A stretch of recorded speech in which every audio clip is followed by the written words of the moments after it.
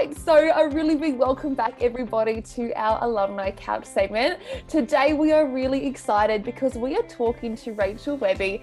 Rachel, we are so excited to have you today and a big welcome to our Alumni Couch segment. Thank you for having me.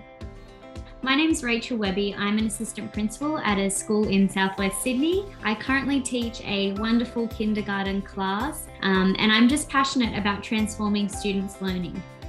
Yeah, so I've been really fortunate to experience a variety of roles in a school setting that have helped me to evolve as a teacher and a leader.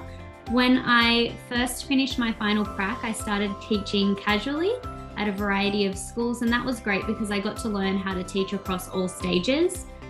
Shortly after that, I was given a permanent position as a targeted graduate.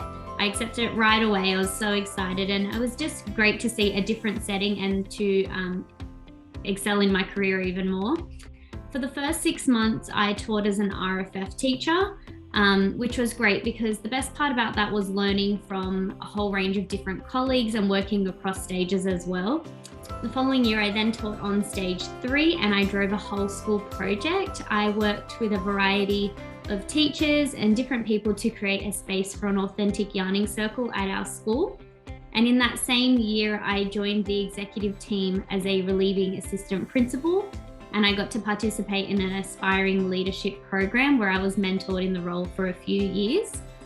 I moved from stage 3 to kindergarten, where I was able to teach a kindergarten class and also lead a kindergarten team. And this year I'm doing the same as well. However, I've recently gained that substantive assistant principal position.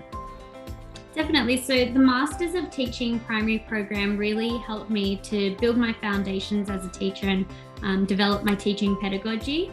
One of my favorite subjects that I did was the inclusive education unit. It allowed me to build a bank of strategies to differentiate student learning and support students across the full range of abilities. And that's what teachers do every day. We are always differentiating our programs, thinking of how we can engage students.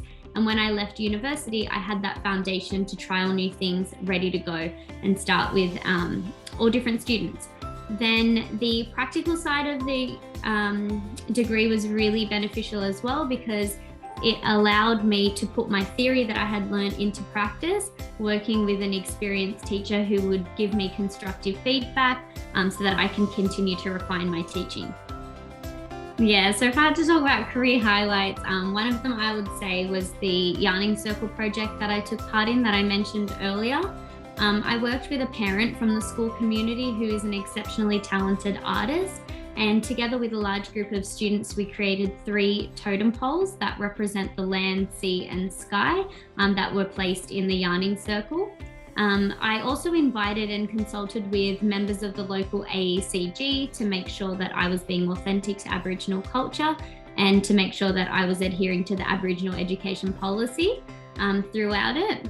We also have a really talented SLSO who assisted in the landscaping aspect of it, and now we've just got this really beautiful, harmonious place where students and teachers can learn in together.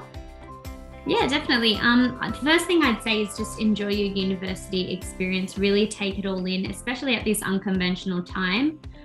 During prac, I'd say to really take on board the teacher feedback, try new things and be creative so that you can refine your teaching practice as much as you can. When you're teaching at school, definitely have fun because when you're having fun, the kids can tell and they start to have fun as well. And when you have finished uni, and whether you're teaching casually in an RFF role or whatever position it might be, don't be afraid of not knowing everything because teachers, we don't have the answers to everything, but something that we really pride ourselves on is that sense of collaboration and learning from each other. So the best thing that you can do is watch other teachers teach, invite them in to watch you teach as well, give each other feedback and have those constructive conversations, and that will be really beneficial to your growth.